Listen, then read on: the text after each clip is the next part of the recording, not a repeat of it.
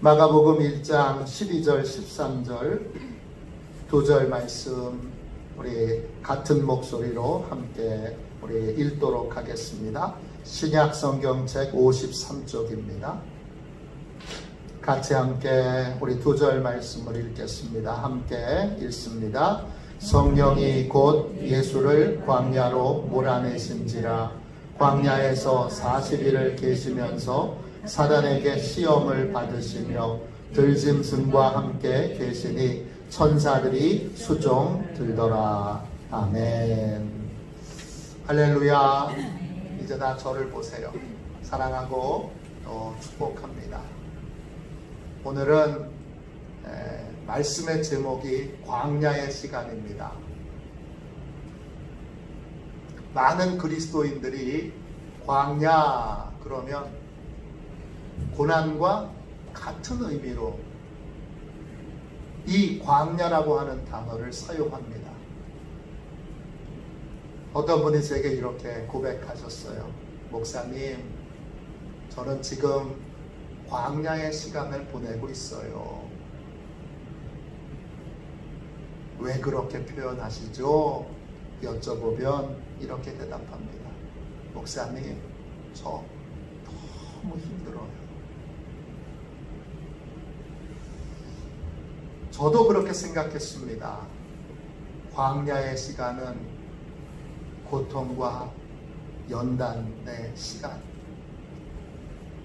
같은 의미로 늘 이 단어를 사용했습니다. 그런데 오늘 이 말씀을 읽고 묵상하고 설교를 준비하면서 그게 아니구나 라고 하는 걸 깨닫게 됐습니다. 믿음의 여정에서는 반드시 광야의 시간을 거쳐야 합니다. 이스라엘 민족이 출애굽한 다음에 가나안 땅에 들어가기 전까지 그들은 광야를 통과했습니다. 광야를 거쳐야 가나안 땅에 들어갈 수 있습니다. 예수님께서도 공생애를 시작하시기 전에 예외 없이 광야의 시간을 보내셨습니다. 성령님께서 강권적으로 예수님을, 그 거룩하신 예수님을, 죄 없으신 예수님을, 연단과 시험을 받을 필요 없는 예수님을 광야로 몰아내셨습니다. 그런데 광야의 시간은요, 단순히 힘들고 어렵고 고통받는 시간에 그러한 시간과 또 삶을 사는 그러한 곳이 아닙니다. 광야는요, 연단과 훈련을 받는 곳이고, 광야는 연단의 시간, 훈련의 시간이 있는 곳입니다. 내가 훈련받고 있지 않고 고통만 받고 있다면, 내가 훈련받는 자리에 있지 않고 계속 고통과 또 어려움과 또 아픔만 겪고 있다면 나는 광야의 시간을 보내고 있는 것이 아닙니다. 저는 이 사실을 명확하게 깨닫게 됐습니다. 우리 대부분은 광야 자체를 들어가지 못했습니다.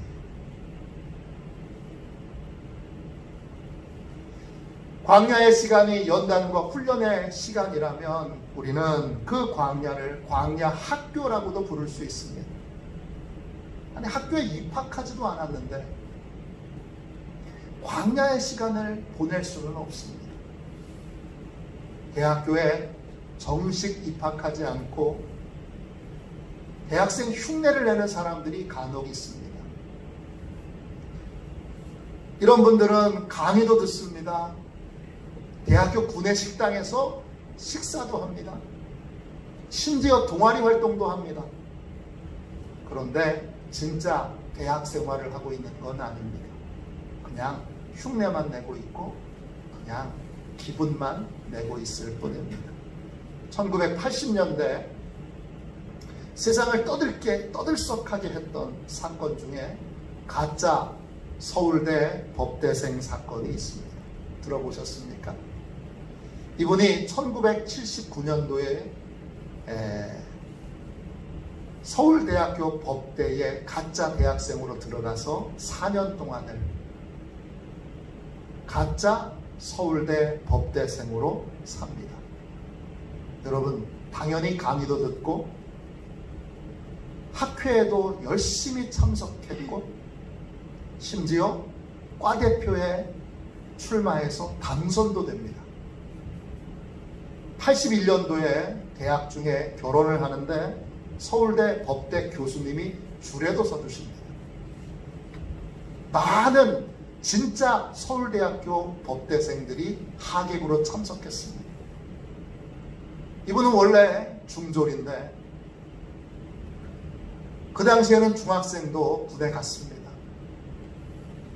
군에서 후임병을 만났는데 후임병이 서울대 법대생입니다. 그 후임병에게 이분이 거짓말을 한 거예요.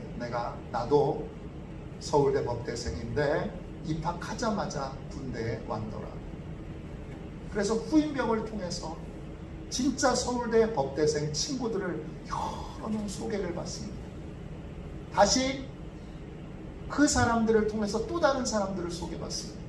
그렇게 해서 인맥이 쌓이고 쌓이다 보니까 모두가 다 진짜 서울대 법대생으로 믿게 된 것입니다. 졸업 앨범을 만드는 과정에서 비로소 이분이 가짜라는 것이 들통이 났습니다. 근데 이 들통이 나고서도 이분이 가짜 서울대 법대생 흉내를 계속 냅니다. 가정교사 생활을 하고요. 그리고 그 가정교사 하는 집에 부모님에게 큰 돈을 빌려서 갚지 않습니다. 심지어는 가정교사로 있던 집에서 그 집을 가정교사로 있던 집을 담보로 해서 은행에서 융자를 받기도 합니다. 보통 사람이 아니죠. 그 후에 이분이 채석장 사업으로 큰 돈을 법니다. 그리고 1999년도 상호 신용금고를 이분이 인수해서 2조 원대로 그 은행을 키우고 이름을 바꿉니다. 많이 들어본 이름입니다. 미래저축은행입니다. 무리하게 이 은행을 키우다가 부도를 내고 회사 돈 200억을 빼내서 중국으로 밀양하려다가 붙잡히게 됩니다. 이분의 이름이 김창경 전 미래저축은행 회장입니다. 이분의 인생은 평생이 가짜였습니다. 여러분, 많은 그리스도인들이 광야 학교에 입학하지도 않은 채 스스로 광야의 시간을 보내고 있다고 그렇게 착각을 하고 있습니다. 광야는 어떤 곳이지요? 광야라고 하는 말은 헬라어로 여러분 에레모스입니다. 뜻은 고독한, 황폐한, 버려진 이런 의미입니다. 광야는 분명히 힘든 곳입니다. 그리고 어렵고 외로운 곳입니다. 광야는 홀로 버려진 것 같은 고통과 아픔을 느끼는 곳입니다. 또 위험한 곳이기도 합니다. 여러분 13절 말씀 보세요. 광야에서 40일을 계시면서 사단에게 시험을 받으시며 들짐승과 함께 계시니 천사들이 수종 들더라. 광야에는 들짐승이 있습니다. 들짐승 헬라어로 여러분 테리온입니다. 길들여지지 않는 야생동물을 뜻합니다. 광야는 언제 공격할지 모르는 야생동물들이 밤낮 우글거리는 곳입니다. 위험한 곳이고 외로운 곳이고 힘든 곳이고 또 여러분 언제 어떤 일이 벌어질지 모르는 불안한 곳입니다. 그러나 광야의 핵심은 여기에 있지 않습니다. 광야에서 예수님께서 무슨 일을 하셨습니까? 여러분 오늘 방금 읽은 말씀을 보십시오.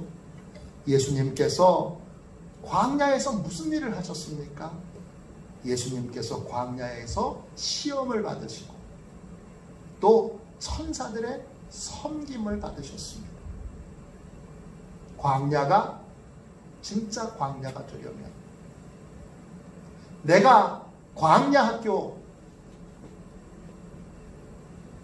이 광야 학교에 입학해서 광야의 시간을 보내려면 여러분 영적인 존재들이 있다는 것에 대하여 이제 믿음의 눈이 열려야 합니다.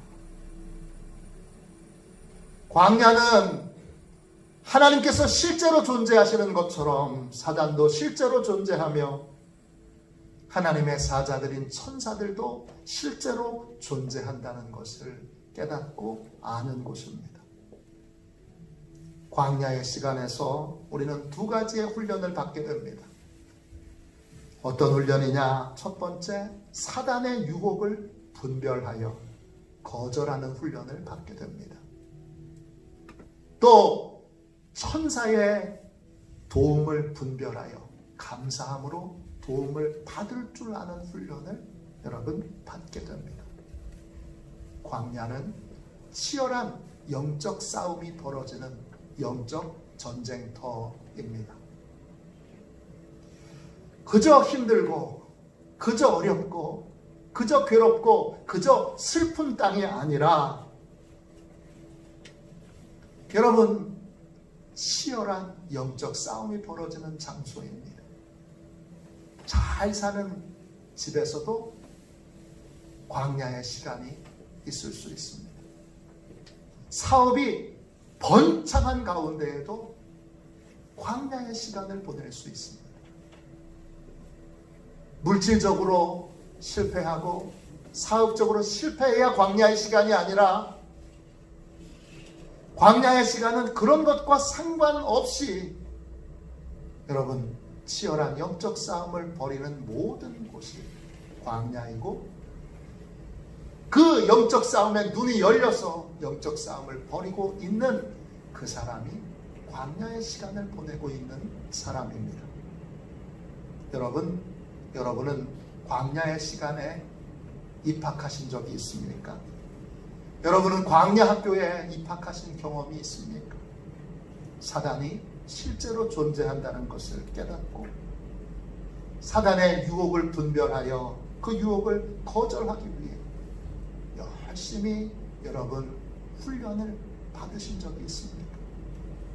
천사들이 실제로 존재하며 천사들의 도움을 믿고 기대하며 성령님의 인도하심을 따라 천사들의 도움을 실제로 받으며 사는 그러한 삶을 경험해 보신 적이 있습니까? 그래야 광야의 시간을 보낸 것입니다. 광야의 시간은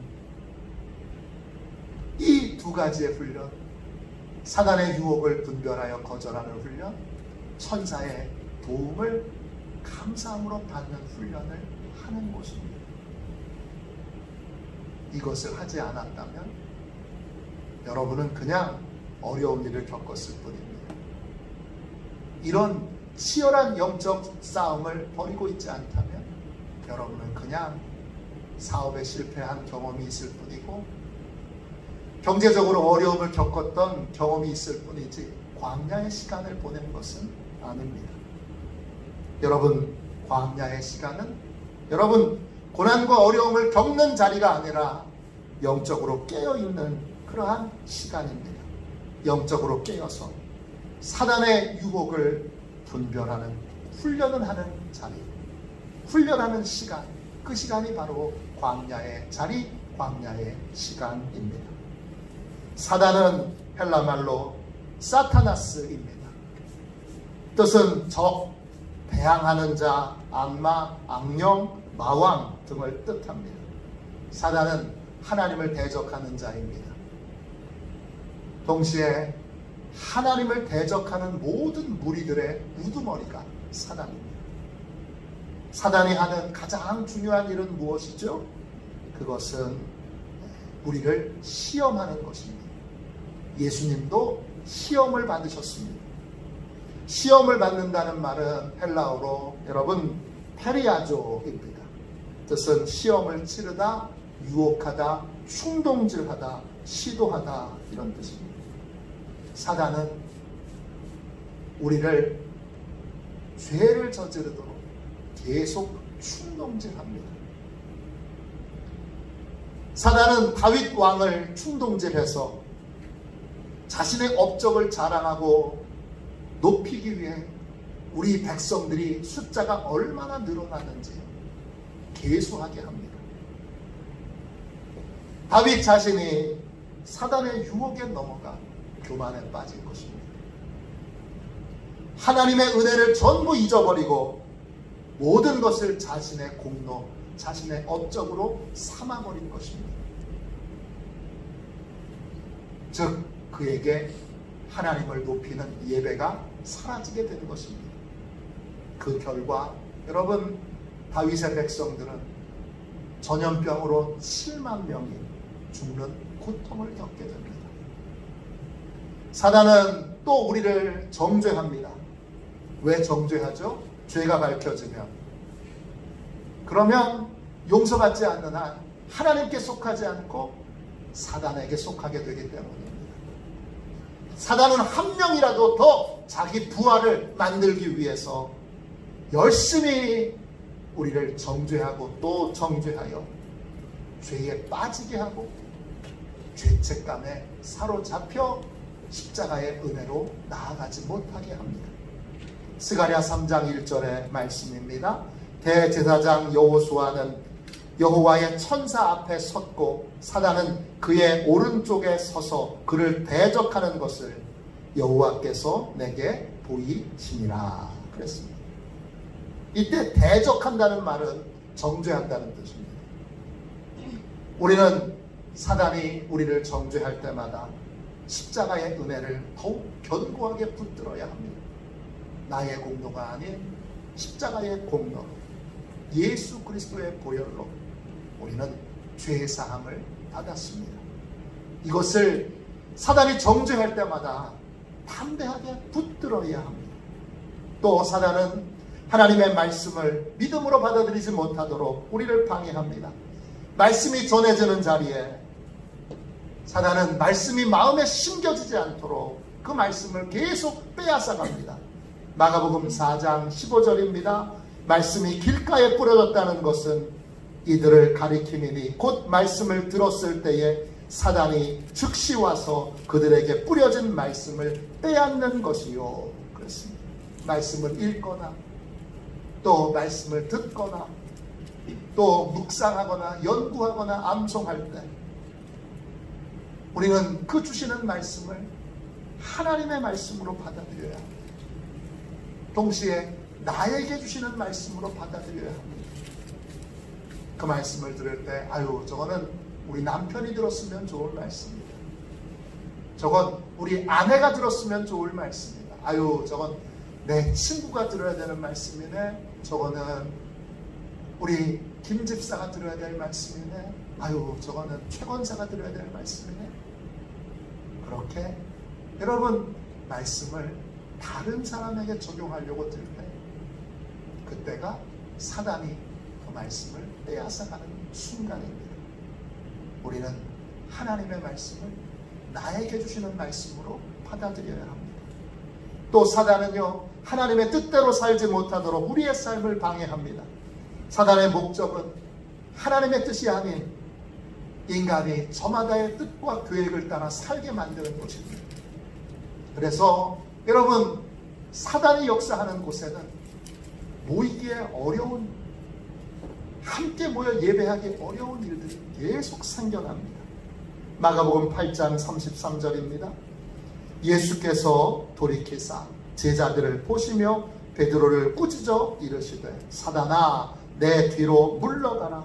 내가 하나님의 일을 생각하지 아니하고 도리어 사람의 일을 생각하는도다 했습니다.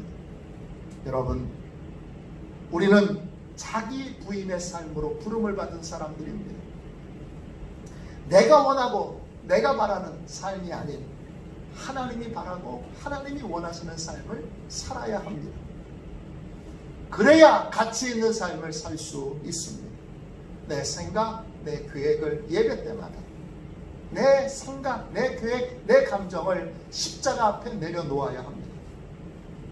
그래야 여러분 사단의 미혹으로부터 우리를 지켜낼 수 있습니다. 또 사단은요, 외식적인 신앙에 빠지게 합니다. 하나님을 두려워하지 않고 사람에게 죄가 들통나는 것만 두려워하는 사람이 됩니다. 하나님이 보시는 건 두려워하지 않고 사람에게 들통나는 것만 두려워하는 삶, 그것이 바로 사단이 역사한 삶의 모습입니다. 사도행전 5장 3절입니다.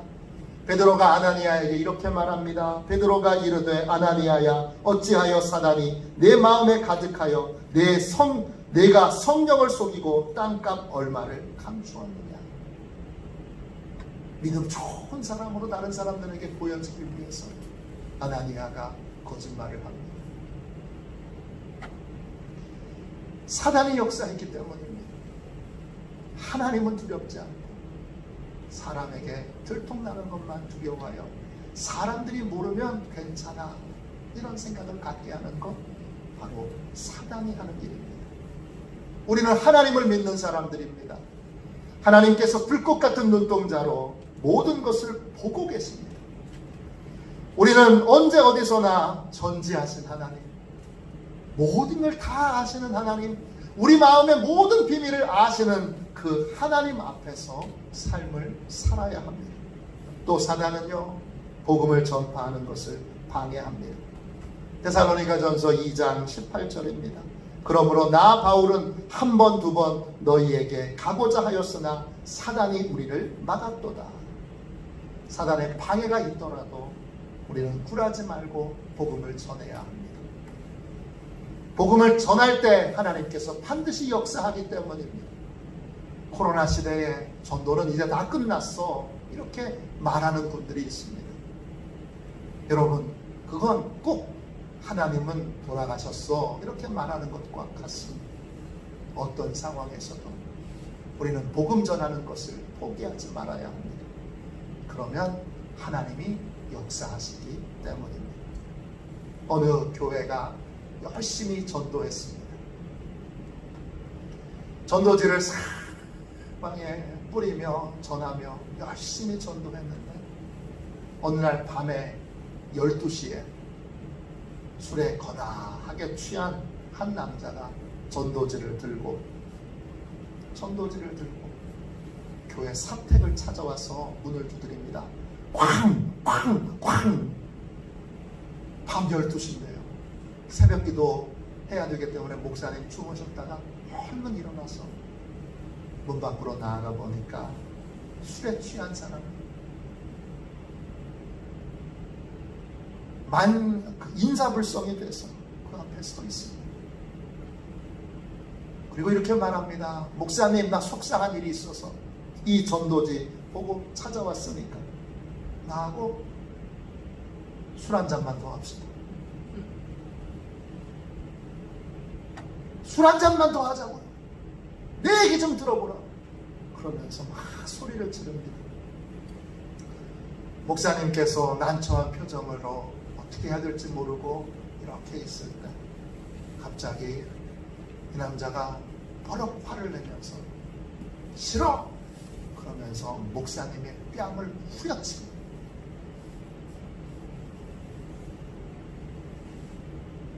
그 순간 목사님이 어떻게 해야 될지 모르겠습니다. 짧게 하나님께 기도를 드렸습니다. 기도 도중에 하나님께서 예수님의 말씀을 떠올리게 해주셨습니다. 오른 뺨을 맞으면 왼뺨도 돌려내라.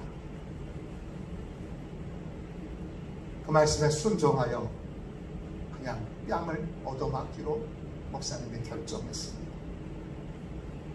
그분을 정성껏 모셔서, 사택은 사모님이 주무시고 계시니까 교회로 인도해서, 술은 같이 마실 수 없지만 그분의 속상한 이야기를 앉아서 다 들었습니다. 그리고 정성껏 기도해드리고 그분을 돌려보냈습니다. 이분은 나중에 이 교회의 장로님이 되십니다. 여러분, 어떤 목사님께서 교역자 모임에 가셨는데 한 목사님 목사님에게서 아주 모욕적인 말을 들었습니다.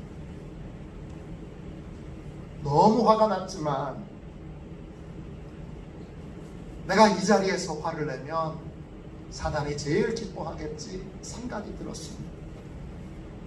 그래서 어떻게 해야 되나 하나님께 기도드렸더니 하나님이 이렇게 말씀하십니다. 그 말은 실수로 할 거다. 그 말은 실수로 할 거다. 자신도 돌아보니 자신도 실언을 했을 때가 많았습니다.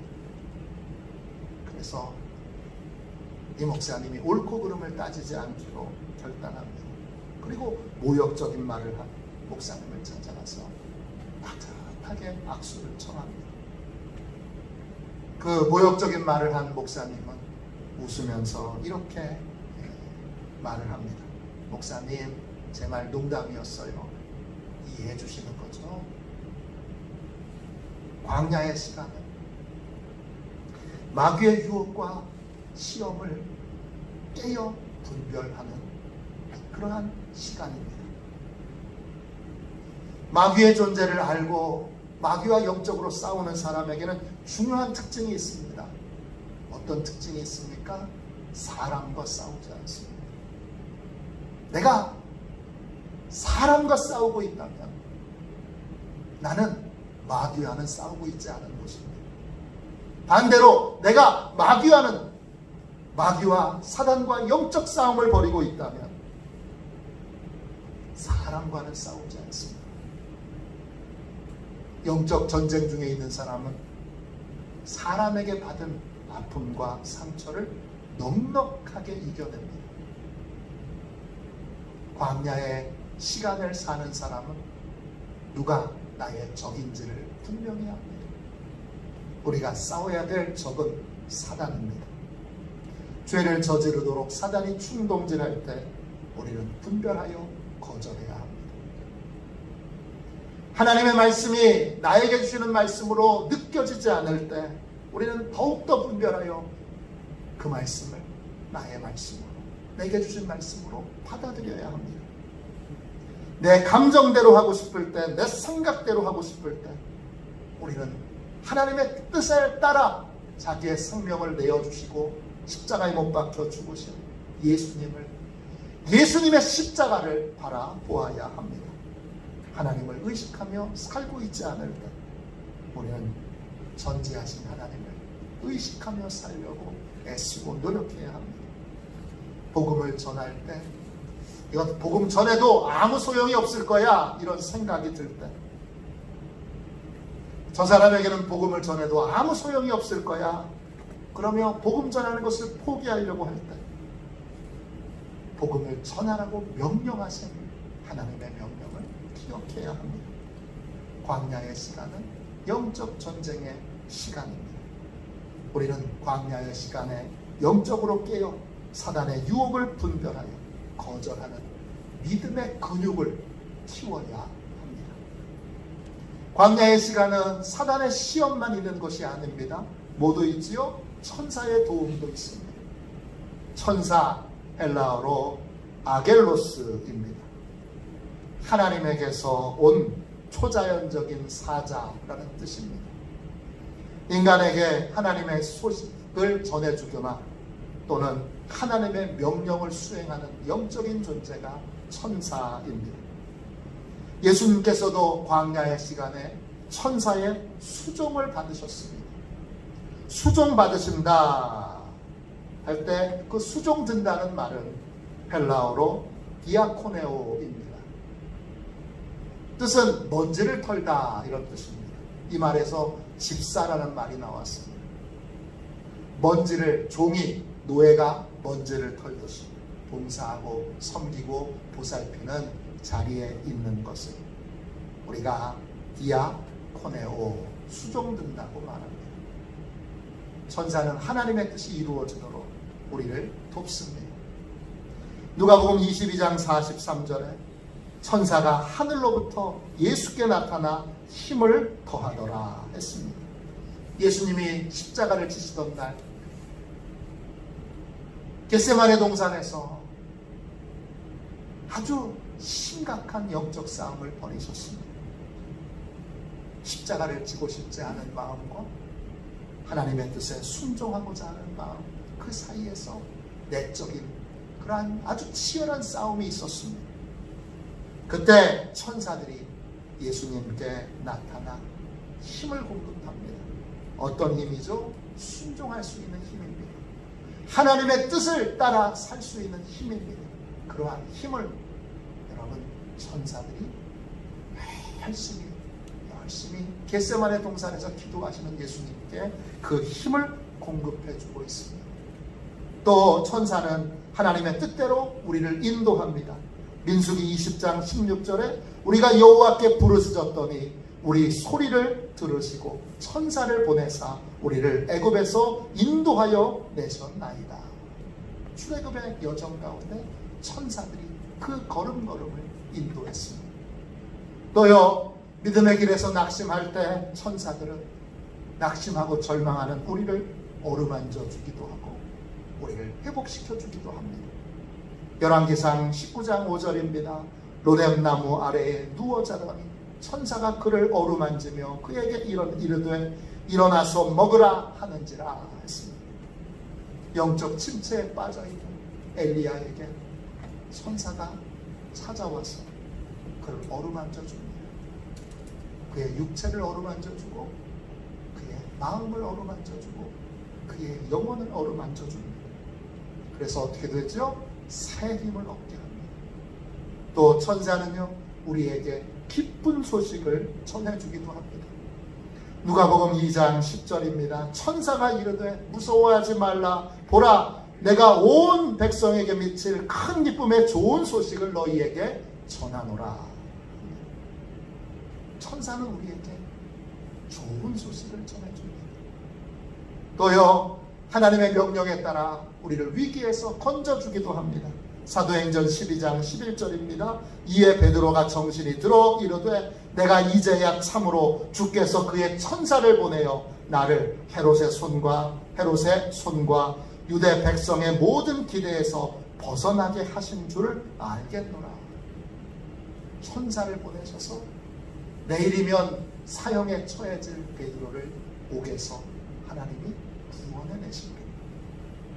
그 외에도 천사는 우리를 영적으로 보호하는 산울을 불러주기도 하고 적들로부터 우리를 지켜주기도 하고 전쟁에서 승리할 수 있도록 우리와 함께 영적 전쟁에 참여하기도 합니다. 광야의 시간은 여러분 천사들의 실제적인 도움을 경험하는 시간입니다. 광야는 사단의 시험을 받는 곳이면서 동시에 하나님의 실제적인 도움을 받는 곳입니다. 광야의 시간은 광야 학교로 사단의 유혹을 분별하여 거절하는 훈련과 천사들의 실제적인 도움을 받는 훈련을 하는 곳입니다. 하나님께서는 축복을 주시기 전에 우리를 먼저 광야 학교로 인도하십니다. 아직 광야 학교에 입학하지 않으셨다면 오늘 입학하십시오. 이제 나는 다른 것과 싸우지 않고 마귀와 싸우고 사단과 싸우고 나는 다른 도움을 의지하지 않고 오직 하나님의 도우심, 하나님이 보내신 천사의 도우심을 기대하며 살기로 결단하십시오. 이러한 결단이 시작될 때 우리는 유혹에서 승리하는 승리의 삶을 살게 될 것이고 하나님의 도우심을 경험하는 구원의 삶을, 구원의 은혜를 삶 속에서 경험하게 될 것입니다. 이 결단이 있을 때 광야의 시간은 승리의 시간이 되고 광야의 시간은 구원의 시간이 될 것입니다. 광야의 시간은 영적 승리와 구원을 경험하는 놀라운 은혜가 가득한 시간입니다. 이제 깨어 그냥 고통당하지 마시고 그냥 어려움 당하지 마시고 그냥 슬퍼만 하지 마시고 이제 깨어 영적으로 분별하여 여러분 마귀와 싸우시고 또 천사의 도움을 받는 복된 삶, 승리의 삶, 구원의 삶을 사시기를 주님의 이름으로 축원합니다. 우리 이 시간 찬송가 384장 우리 1절만 두 번 찬양하고 함께 통성으로 기도하겠습니다. 384장 우리 1절만 두 번 찬양하고 우리 간절히 하나님 앞에 우리 기도하도록 하겠습니다.